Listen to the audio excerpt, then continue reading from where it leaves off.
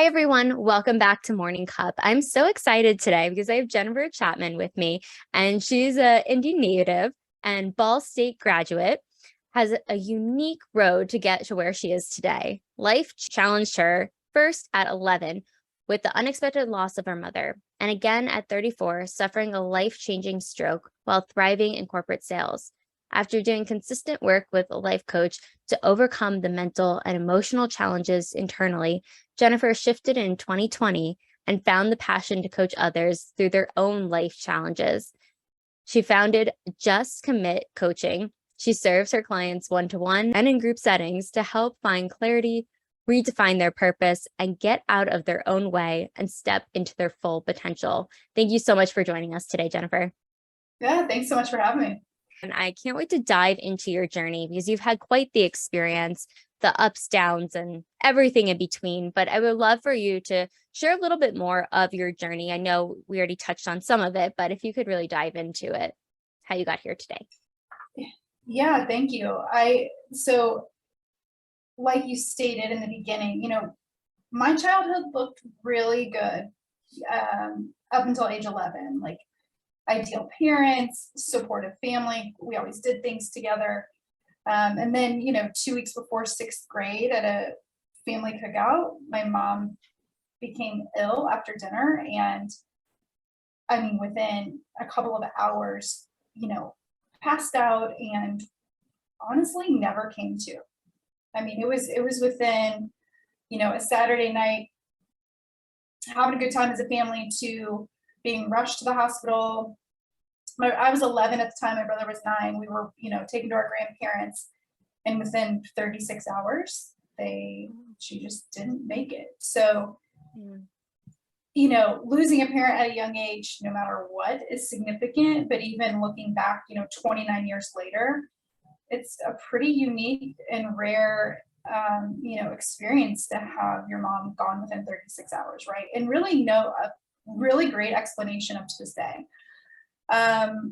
Yeah, so after that, I honestly picked up a tennis racket and played year round for 7 years, thinking I was handling my grief in that way, right? I was taking out my stress and frustration and anger on the court, which was a good way at the time, I thought. But now, now 29 years later, and really going through a therapeutic process of going through my own coaching certification and understanding, we can touch on the stroke in a moment, but knowing that I hadn't properly grieved up until last year. And I don't think any of us, we're not taught how to do that, let alone, right, as adults, let alone as kids. So that was an incredible experience last year to really do some deep work into healing. Yes, no, and you brought up a really good point. Just being a former therapist myself and practicing for so long and working with clients that dealt with grief. Grief is so different for everybody, and there is no right or wrong way. And you are exactly right. You are not taught how to grieve, especially at a young age, but it doesn't get any easier. It just gets easier to deal with. The pain never goes away. But I appreciate you sharing too. And I'm so sorry for your loss and everything that you had to go through. But the light of it was going through the coaching certification and really digging deeper into your own stuff to really feel more empowered, I guess you could say, or just more in tune with what you were going through. Because just to kind of touch a little further, a lot of people will suppress their emotions or think they're handling it well, but then something comes up. And I think it's just important to recognize that we're all human and we all deal with it so differently. But again, there's no right or wrong way, but just having that support and going through having somebody who's professional or going through a certification that could really help you is so key. So I just wanted to highlight that because I know so many people do struggle and maybe don't know the right way to go or what to do. So I just wanted to touch on that briefly. Thank you. And I will add, it's because I worked with my own life coach after my stroke. So I had my stroke, like you mentioned, at 34, which was the same age my mom was when she passed. So that's what's really significant about my story, let alone having a stroke at 34. And yes, losing my mom at a young age. It kind of came full circle when I was struggling, with emotional instability. Mhm. About a year after my stroke, I could not stop crying. I couldn't figure out why. And so I hired a coach. I tried therapy first, and then that got me to a certain point, and finding a coach that kind of met me where I was and helped Mhm. move me forward is the key. When saying yes to a coach, for sure. Absolutely. And I didn't realize that you were both the same age when you had your stroke and your mom had passed. And that is very significant. And I can't imagine what you went through emotionally, mentally, physically as well. But I think the beauty of that is, yes, you tried therapy. And, it's good to point out too that sometimes therapy, you can get as far as you can, and then someone else takes the hand and guides you to that next step. So I think that's wonderful that you didn't just stop there and you still worked on yourself to really get through it. And I'm curious, when you went through the stroke, what was that experience like to get you here today? It was a very defining experience and Mhm. moment for me. However, I just want to share with people out there that I haven't let it define me, which I see a lot of stroke survivors unfortunately do. And Mhm. it's really allowing myself to take control over it, and not letting it control me, which again, a lot of really anybody that's gone through, a significant experience, that's the option you have. That's the choice you have, is Mhm. to control it and to kind of let it be a defining moment or experience, but not letting it define you, or that's what will suck you in and keep you um, in a victim mentality, I like to call it, Yes. versus adapting a warrior mentality, which is just resonates so fiercely within me that it's kind of now turning my, what they say, wounds into wisdom, and teaching moments and learning lessons. What was this here to teach me? And that was the power of working with a coach. Ugh, I just got chills.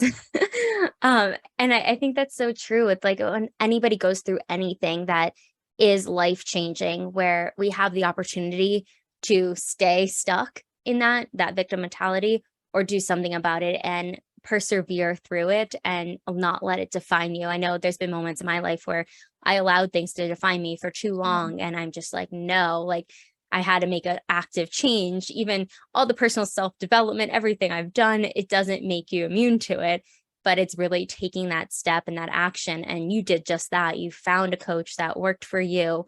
And then I'm curious, after you worked with the coach, what was that defining moment for you to be like, okay, I want to do this now and help others?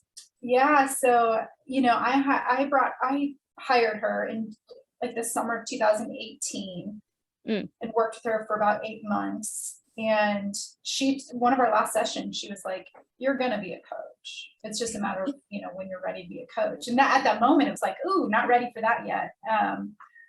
But that was the confidence and belief she had in me, right? To kind of Um, light that spark, light that match inside me. And it just hadn't grown bright enough yet until really the pandemic, until March of 2020, when the world shut down, and I wasn't able to do my day-to-day job, getting out into the field, into the community, that I it's like, okay, what could this look like? Let's take some classes and trainings, and start to connect and have conversations with other coaches and start to learn from them. And so that's what I started to do day by day, and then found a coach that I said yes to with that certification last year in 2021. So I did that at night, um, all for 12 months until I got my certification and left my full time gig a few months ago, actually. So I've only been a coach full time for a few months. So I'm one of those people, right, where I love connecting with so many others that had to do both mhm. up until a certain point when they feel like, okay, it gets hard to balance. And as we all know, you can't go all in on more than one thing. You're Yeah. just not going to be 100%, right? You can't. Mhm. It's hard to define what balance even means. That's what I was trying to do until I had the support of my husband that was like, okay, it's time for you to go all in. Ah. Yes, it's so true because when you look at it, I mean, there's a lot of things that you said there that I wanted to touch on, but the first thing was being able to understand too that it's okay to work full time and while you're building a business. There's a lot of people, and I know I like in the beginning, I was like, okay, I can do this full time. And then, I had to get a part-time job. I had to like find other ways for capital for business to grow. But I think it's not talked about enough where people are like, oh, I went from zero to like seven figures, and well, there was a lot in between that. Right, And right. it also depends on the dynamic or your network. There's other factors. But what was that process? Because you brought up balance, and I talk a lot about work-life integration of like integrating the two. But how were you able to integrate working full-time while doing the coaching certification? And did you have clients on top of that too when you were going through it? I had a handful of Mhm. clients, and it was really trying to make it work. And the nice thing I will say is the virtual world, Mhm. and being able to meet people virtually versus taking that extra time to drive to an office or a coffee shop. I mean, there is a different experience meeting someone in person versus virtually, but there no doubt is still powerful transformation that can happen virtually. And so it was being able to do that and going to virtual networking events and meetings and making those connections all online, honestly, through that first year of 2020, 2021. Mhm. um, and then when I started getting out to the community with my work, that got a little bit more challenging, but again, it was still being able to hop on the phone or hop on a Zoom conveniently versus trying to make more time, right, to Mhm. work that 9 to 5, and then you have to maybe go somewhere versus being able to go home and at least have that time in front of your desktop. And that's what I had to do.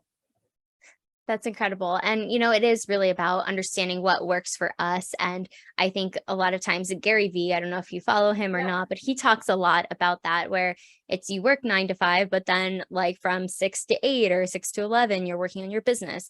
And there's nothing wrong with that. So I just wanted to highlight that so people, and there's no right way. And I think that's the message too, is Yeah. doing what works for us. But I think too, it's amazing that you were able to take that leap and leave your full-time job. What was that like? Were you like, yes, I'm ready? Were you scared? What were you going through during that time?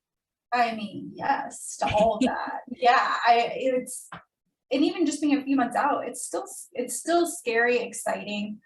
And my coach always said, like, that's where you want to be. Is it scary, exciting? And can you have that excited feeling? Just make sure that's the feeling that kind of takes over, and don't let that scared feeling be the feeling that holds you back. It's still being able to take take what we call aligned action towards my goals and my dreams. And I spoke to someone recently who said, you had a career before and now you've stepped into your calling, and I love that. So that is a motivator for me to know and trust that I am right where I need to be, right where I want to be, trusting my process and the connections that I've made, and that it's a little bit of the long game, and it's not going to happen overnight. That is very true. It does not happen overnight. Everyone's like, oh, there's success, but you didn't see the 5 years prior that they were Yes. working, grinding to do that. So I'm curious, what was your process like when you originally were like, okay, I'm going to make this a business now and like really dive into it? What were some of maybe the hurdles that you encountered through that time in the beginning? Um, I think it's also, I guess, transparently, I will share with you. There's a different strategy when I still worked full time and was trying to find clients, and I Mhm. couldn't really represent myself very well online, right? I had to, because my company and my coworkers could see everything I was doing online. So I would occasionally get questioned, what do you, they were supportive of my, what we call side hustle, but but still, it was still making work full time. So then it was, I couldn't represent myself online and attract clients online. It was mostly offline, which I still enjoy. I enjoy doing that. I enjoy, we have a really awesome community here in Indianapolis. It's great. But then, now that I am 100% all in, now it is trying to find that consistency, that strategy when it comes to marketing myself and my brand online to generate consistent leads. Yes. And I know like when I had started too, it was more, I was the therapist moving into coaching. So it was very weird. And I didn't like promote myself enough. And as soon as I like took that leap, like doors started to open because I wasn't like having my hands in two pots where I felt like, okay, well, I can't promote this and this is different and all the regulations in the therapy world versus coaching. So, I mean, just to kind of relate to you or maybe somebody that's listening that is in that space where it's like, okay, well, I want to fully promote myself, but I'm still in my 9 to 5 and not sure how to navigate that. So what was like helpful for you navigating that? It's honestly hiring a business coach that's what I will always say. I mean, I've been doing this a year and a half or so, and I've always had a coach. I've always continuously invested in myself. Yeah, it's significant, right? And it's knowing that this is worth it and that I'm going to see my ROI on this investment in me. And so it's hiring someone that is a step or two ahead of me and doing something very similar that I want to do and learning from her and working with her one-to-one. That's been yeah, I would recommend that to anybody. Yeah, because if you want to go, what's the saying? I'm like, it's escaping me now. If you want to go far, go by yourself. If you want to go further, go with a team or I'm totally butchering it. Yeah. Do you know what I'm talking about? Yeah, if you want to go far, go alone. I can't remember either. We'll All good. All good. If you know, comment below. But the biggest thing too is just knowing that nobody that is super successful has gotten there by themselves. They've had somebody helping them and it's constantly developing and learning and being open-minded. And that's what I'm hearing from you too. Just like what you've said, it's being able to hire a coach that's going to take you a little bit further. And then maybe that coach, they're still evolving. They could still go through with you till like the end of time, or you find something different. But it's really important to know what you need. And sometimes in the beginning, you're not exactly sure what you need. At least that was my experience. I'm curious if that was similar to your experience. Did you know, okay, this is the kind of coach I need? How did you find your coach? Oh, such a good question. So the coach that I went through to get certified, so she's a therapist by background, actually. She's a somatic psychotherapist and she mastered in spiritual psychology. So I loved her background and experience and what she was coaching, how we were going to be certified, what we were going to be certified in. And I said yes to that certification program, thinking I want to learn all the tools and resources to help others. But ultimately, we had to do all the work on ourselves first, which was incredibly powerful. So that's why I said yes to her. Just again, it was last year, and it was when I hadn't realized that I needed to like fully grieve and continue to heal. So that was a lot of the work that I did. And now the business coach that I have also went through her program as an actual coach, but she helps coaches with all the business strategies and questions and challenges that we're going to have as coaches. But she is in a place, like I said, where I want to be for sure.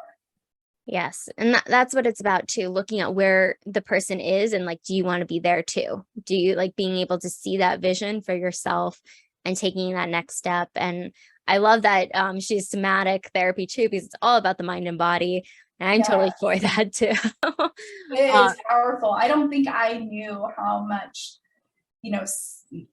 somatically, the body, even though, I'm 5 years out from my stroke and recovery and everything, that listening to the body for anybody out there, like our bodies are always telling us something. The question is, are we listening to it, or are we doing what we were basically trained to do from our society and culture, and is to ignore it and it'll go away and we're just going to move forward and hope for the best. Like that's not always going to be the case.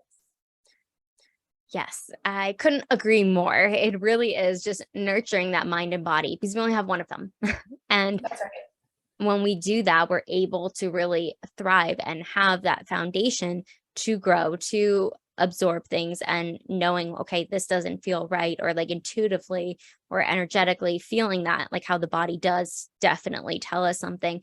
I'm curious, do you know, and this might be, you might not know, but with the stroke, was there any like defining like moments that like led up to that? Was it more genetic? What was the basis for when you did have it, if you don't mind me asking? Yeah, no, that's a great question. And I love to touch on this just because I just want to, you know, share with people that it is so critical to not only listen to your body Mm, always, and then it's always telling you something, but that you have to be your own advocate. mm, And I was that. And but I will say, a month before my stroke, I had a kidney stone, and which I don't recommend for mm, anybody because it's excruciating. But yeah.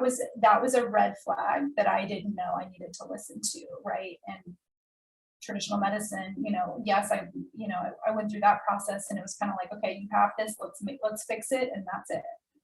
Not Mm, how did you get that? Can we prevent you from having another one? So then, I have a stroke, and these last 5 years, I've continued to look for answers and find answers, and to make sure that was a one-time thing. yeah. But it was due to my body producing high levels of calcium, which is what causes a kidney stone. So it also allows it. Your body's producing that much, it's going to cause your arteries to thin and narrow, and eventually tear, which is what happened. I knew I had a torn artery in the back of my neck, which is what caused my stroke, but traditional medicine never went so far to say, how did you get that torn artery? Yeah, it's healed now, but how did you get that? And I just wasn't done. That wasn't a good enough answer for me. And so I found a doctor that was like, this was it. And yes, your calcium is lower now. We're going to monitor that. And, I needed that for peace of mind for sure. Yeah, absolutely. And thank you for sharing that too, because a lot of times some people might take just one doctor's opinion and think that is it. And but I think too, it just goes back to listening to our bodies and knowing, okay, there's Totally. something else. Totally. I agree with you. I think that's very important. And it's just, I mean, we don't have all the answers, but we know our bodies. And that's what I'm hearing from you too. And I know personally, same thing. It's like our bodies do tell us if we're not saying something or not like getting it out of us, it happens internally. Always. It always does. Never fails. Never fails. At least in my experience. So if somebody is starting off as a coach, what is some, besides hiring a coach themselves, what are some great tips that you wish you knew when you were starting out? Like 2 to 3 tips, if you could give. It's definitely being resourceful. It's, Mhm. it's, you know, I, I would say you don't have to invest a lot to get going and to at least get started and to start to take action, thinking you need the website and all the online platforms, and I mean there's so many things that you can easily say yes to and spend money on that you don't need to necessarily spend money on right away. Mhm. But there's what I love about the coaching industry is that I've reached out to so many that are so willing to at least hop on a call with you and Mhm. have a conversation and share what they've learned and what they know and the advice they have, which is Mhm. awesome. So it is literally making those connections and Mhm. asking questions. And um, yeah, that's my best advice, and that's what I've thoroughly enjoyed about connecting with coaches all over the world, not just here in Indy, but just everywhere. And Mhm. being open minded and staying curious, and Mhm. again, not feeling like you need to invest a ton just to start. Yes. And just getting started, right? Yes, that's the hardest part. It definitely is. What is your specialty when it comes to coaching? Because there's a lot of coaches out there, like we mentioned, but what do you do to help your clients? I know we kind of touched on it earlier, but if you could go a little deeper into it. Yeah, so before a few months ago, and it still is, the clients that I've worked with thus far um, primarily women. I mean, I'm open to working with men, but women are the ones that reach out and help them with their confidence. And obviously over these last couple of years, the toll it has taken on so many, it's helping them to kind of come back to who they know they are. They've kind of lost, women have lost that. They've given so much to their families, their kids, their jobs, where they will say to me they're no longer fulfilled, but they're scared to like make that next move. And it's like, are you more scared to make that next move, or are you more scared to just stay where you are and feel completely unfulfilled for the next 20 years? You know, and I just want to empower them to know that so much more is out there. There's so much opportunity right now. You know, a client that I most recently worked with, her boss is the one that hired me to invest in her. And externally, she wanted me to help her with some sales goals because of my background in corporate sales and things. And so, yes, we talked about that, but it was like, let's go under the hood and see what's been holding me back from getting there. What's really underneath. And it's being more intentional with what you're doing with your time outside of work. So then if we can elevate them in all those other areas of their life, they're going to show up to work as a better version of themselves. And she's done that. And so what I'm seeing now are not even corporate, yes, corporate, and I don't have to necessarily work with them, but even smaller companies and businesses that are willing to invest in coaches for their people, and not me helping them in that, you know, with that mental and emotional and just personal aspects of self-care, so that they can then show up professionally as a better version of themselves. Well said. And, you know, I just have to comment too on what you call your coaching business, which is Just Commit Coaching. And you can see it there too. And I think it just speaks volumes as well. And just what you were saying too, it's just making that decision. Do you want to stay stuck? Is it like we're staying there or moving forward? Yes. I like to share too that, you know, there's that phrase that's going around right now that's it's okay to not be okay. And it is. We've all been there. The key is it's not okay to stay not okay. So ultimately it's up to you at the end of the day, whether you have support around you or not. And to have support is wonderful. And I had an amazing support system when I was going through, you know, my own challenges, but they could only get me so far. And so it was up to me and wanting to know that I didn't want to stay where I was. And that's the decision. It's making that choice to do that for ourselves and for everyone around us too. But when we show up powerfully, it gives permission to others around us to do the same, because they can see it and we're modeling that. Love that. Me too. I've been having such an amazing conversation with you, Jennifer, but we're going to jump into the rapid fire question. The first question is, who is your hero? Oh gosh. My hero, I will say, and I can't remember all the rapid fire questions you're going to ask me, to be honest, but you know, my mom is definitely my guiding force here. So, and that's also, it's like I always knew that, but to go through the spiritual awakening that I had last year, going through my own coaching certification, to feel that was one of the most empowering feelings I've ever had. And so it's knowing that she is leading the way for me. Another hero, my dad's incredible. He's been so supportive of my brother and I, and he's tremendous. And my aunt, my mom's sister, who's been kind of my person, and that I've been able to call. We talk almost every day, and she's who I called when I was at my home by myself having my stroke, and I wasn't aware that that's what was happening, but she's who I called, and she was the one that was like, something's not right, get to the hospital. And we talk almost every day since then, so I could feel my mom through her too. Oh, that's beautiful. And they all sound like 3 empowering individuals that have really made you who you are today as well, having their support. Thank you. Absolutely. And what motivates you to work smarter? To work smarter. I think a motivation for me is I don't know if I love the word mistake, but we all make them, right? So it's just Mhm. making sure I learn from something that didn't work and to not do it again. So then it's to kind of, like we mentioned before, being open-minded and to know, okay, this didn't work. Let's try a different way. Let's pivot. Let's shift. So I would say, yeah, learning from the mistakes and being fully transparent with making them do.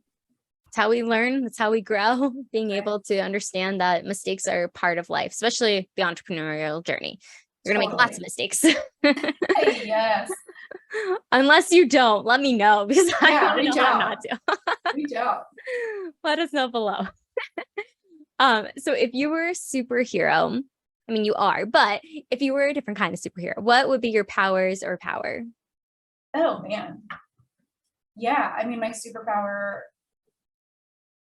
is my story, is who I am. It's and not only that, it's knowing how that can help others and why I became a coach and to show people that their story and their struggle and what they're going through, that's their superpower too, if they choose to make it that. It's either like, is it going to help you or is it going to hinder you? Again, it's that whole victim mentality versus warrior mentality. And so my superpower is my mentality. And that I'm grateful that it came from, being an athlete at a young age and that competitiveness that also can be a strength and or I don't want to say a weakness, but it's definitely gotten me in trouble before just because I love to win. But it definitely showed up for me major and my rehab and recovery. And I'm thankful that it was kind of like taking the next, every day. Okay, I want to get a little bit better than I did the day before. And that's just my invite to others is can you be, I think it's John Gordon that says, can you be 1% better than you were the day before? That's it. Yeah. You do it.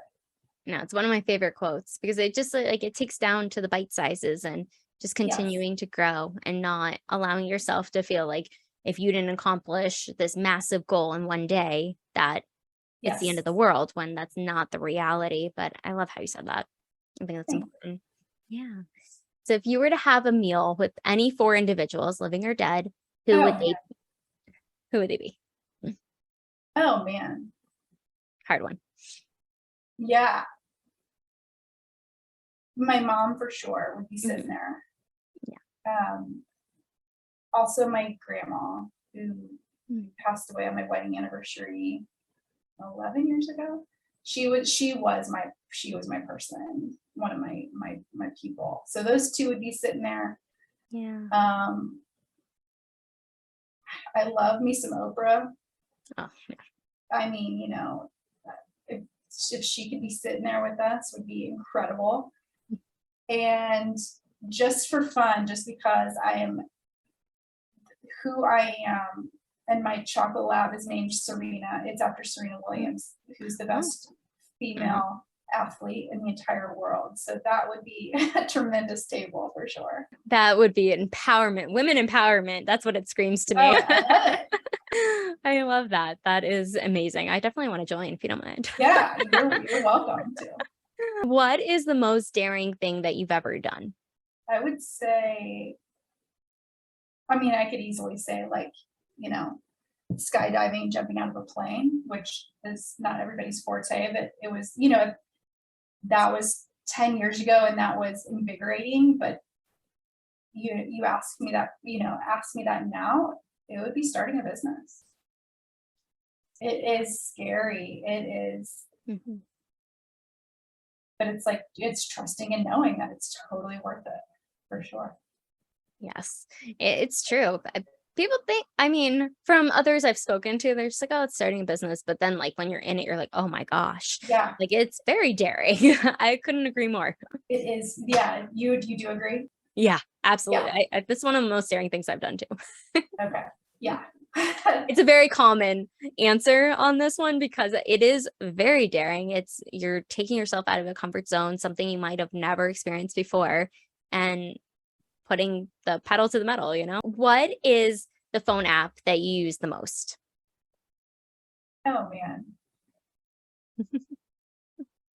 You know, well, the one that I use every day that I totally recommend, it's like a non-negotiable for me is Headspace. So Yes. I'm a huge fan of making sure that I, just 10 to 15 minutes every morning to get my mind right and to feel that sense of like calm. For me, that's how I start every day. Now, on the other hand, because I love a good laugh every day, I mean, Yeah.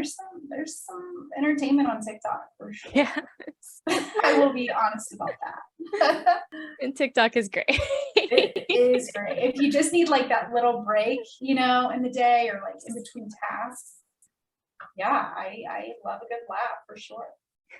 No, TikTok has definitely been one of the apps I'm like, oh, this is funny. And like I save it. I'm like, I want to do sound to this, but I'm not that funny. So I stick to what I know. Yeah.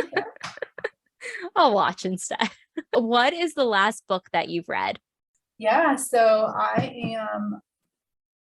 I'm almost done with Untamed by Glennon Doyle. So I'm a huge fan of her. And the one that I read before that I would love to share on here is from Dr. John Deloney. So it's Own Your Past, Change Your Future. And Carolyn, it was like, I loved his perspective on we all carry a backpack throughout our lives. And we all have bricks in our backpack. And our bricks are our stories. And they can be stories we tell ourselves, which in coaching, it's working through helping others work through the stories they tell themselves, right? And are they lies? Or, let's get to the truth of who you are. But bricks are, and it's like the longer you don't deal with your stories, your bricks become heavier and your backpack feels heavier. So then it's how do you get those bricks out of your backpack, those stories? And I just loved his perspective because he's spot on. It's true. Yes. No, I actually had a supervisor one time tell me something similar to that effect, where like when clients are struggling or just in any capacity, they're like carrying this backpack with bricks. So it's very similar, but you help them take each brick out. And it's like the stories, telling the story. So it's not carrying that load as they're climbing up this mountain. It's going to feel lighter the more they take it out. And just like what you're saying too, and what he had said is really about like just telling your story, getting it out there because it matters. We all matter. And you don't know how many people you could be helping by telling that story. Just like today, you telling your story. Yeah, thank you. Yeah, that's very similar to, so this book it was really, really good. Loved it. I got to check it out. I've never read it, but I was like, wait, I know this. This sounds familiar, but it's slightly different. You'll like it. I think I would. Easy read. Yes, absolutely. So if you were to have a movie about your life thus far, which I think would be very interesting, who would play you? Oh, man. That is a great question. Who would play me? I don't know. I don't know why she comes to mind aside from we have the same first name, but like a Jennifer Garner. Yeah, I could see that. Yeah, I could. Yeah. Okay. I don't know why, but she came to mind. I mean, I've never met you in person, but on here I have. And I feel like a resemblance. Like when you said it, it clicked for me. I like it. Well, we'll let her know. So if you have a favorite family recipe, whether it's traditional or you just love making it together, what would that recipe be? Oh, so my grandma, she was a decent cook and a decent baker. And every Christmas we all make something of hers and bring to the family gathering, which I love because it's everything we all used to eat at Christmas with her at her house. So, and I still have her recipe written down on like little 3x5 cards with her writing, but they're no bake cookies. Aww. So more importantly, they just remind me of her. I love that. And it's the memories behind it. Because I think sometimes the food, it's like, oh, okay, it's an interesting dish, but it's really about like that togetherness and the symbolization. Yes. That's beautiful. Thank you for sharing that. So if you were to describe yourself as an animal, personality, type, style, what animal would you be? Oh my gosh. Um, this is so fun. So I would say like more before the stroke, maybe a little bit after, like lion mentality. Mhm, Like he wasn't just, and this is how I was in sales as far as like a competitor. It, mhm, I wasn't gonna say what I was gonna do. I was just gonna do it. mhm, mhm. So that makes sense to me. And even now, like, well, if it's like fun competitiveness with my husband and I, like we like to play golf. Yeah. And he'll run his mouth because he thinks that's gonna get me worked up. So I'm not gonna talk about what I'm gonna do out there. I'm just gonna do it and hope that it pays off. But I feel like I'm not gonna yeah, I'm not gonna talk about like the even in sales, like I didn't want to tell them like this is the goal I was gonna hit. I mean, yeah, a little bit, but it was like not only am I gonna conquer that, I'm hoping to go above and beyond it. But Mhm. I didn't want to say it. I just wanted to do I could see the lion there. it. Yeah, it got me a little worked up just thinking about it. It's true though. I mean, like when you look at it, because lions are very meticulous of, okay, what's my next step? They like protect Yeah, their families and their prey or going after their prey, not yeah, protecting their prey.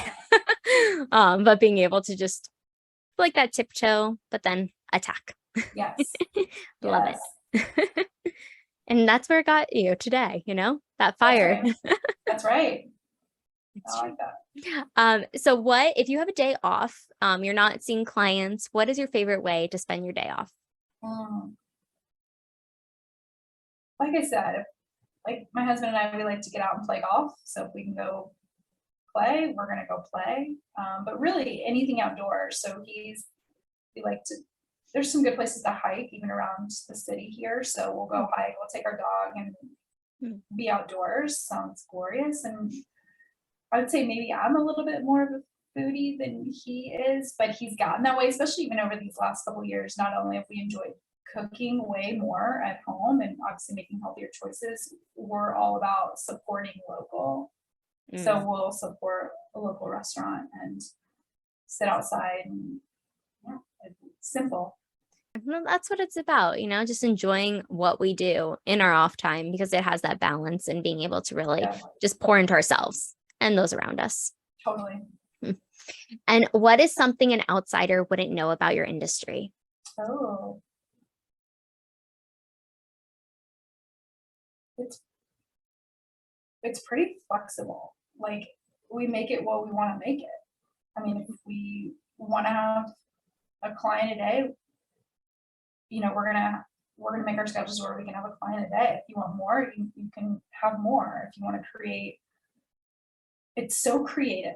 It's there's so many different ways to like share what we do and how we can help and provide value and whether it's doing group sessions, doing something online, going to networking events.